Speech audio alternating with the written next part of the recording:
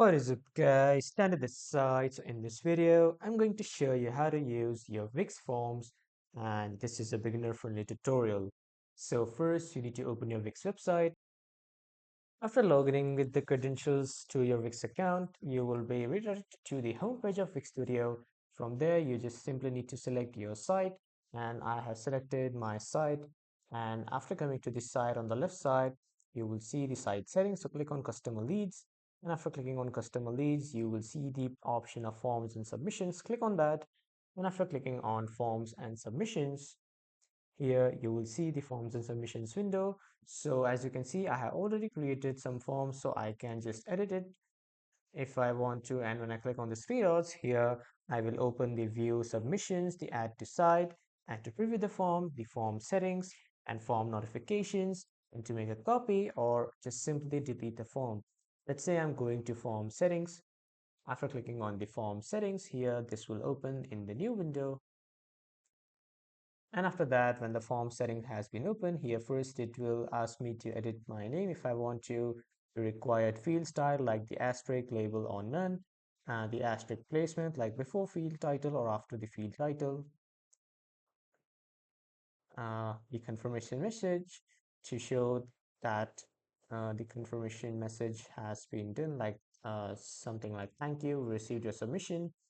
And I can also customize it, and I can also display the message always or whenever I want to. And in the notifications and automation section here, the new submission received for about us contact form, you can just simply edit these two, and also you can finish the payment setups with connecting your payment methods to your bank accounts and linking with your payments gateway. And from the advanced form validation here, you can create a form validation using these functions by just clicking on this create validation button. And also you can just simply check with the spam filter too. And you can also set the expiration date for the form status and limited submissions. If you want to receive limited submissions, you can just turn this toggle on. And now let's create a validation. So just click on create validation button. And after that, this is how you can just simply input one thing, and also you can just decide the output. And this is how you can just create a validation, and you can click on activate to activate it. We will come back, and after coming back here, we will be redirected to the forms general settings again. We will get back to forms. I'll click on back to forms. And now let's create a new form. So to create a new form, on the right side, I'll click on create form. And after clicking on create form, here a new window of form will appear.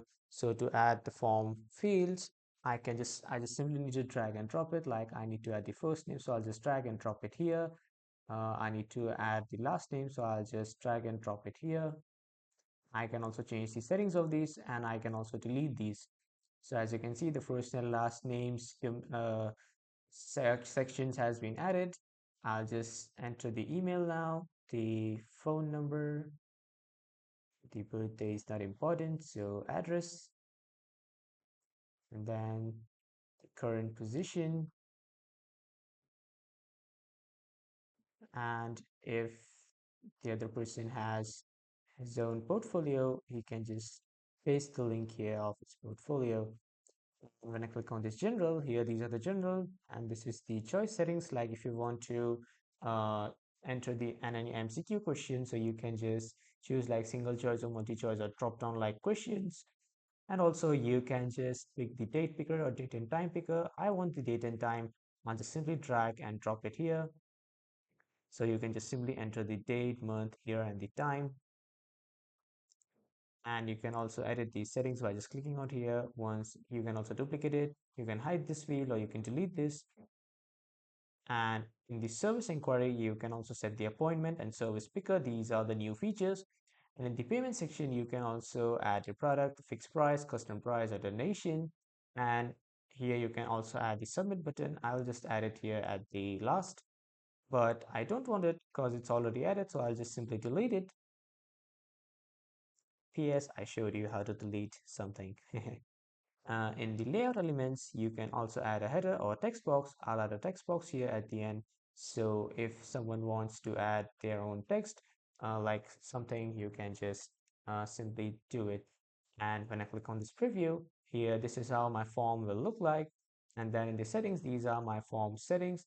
And in the submission section here, I will see all the data that whosoever persons has submitted this form.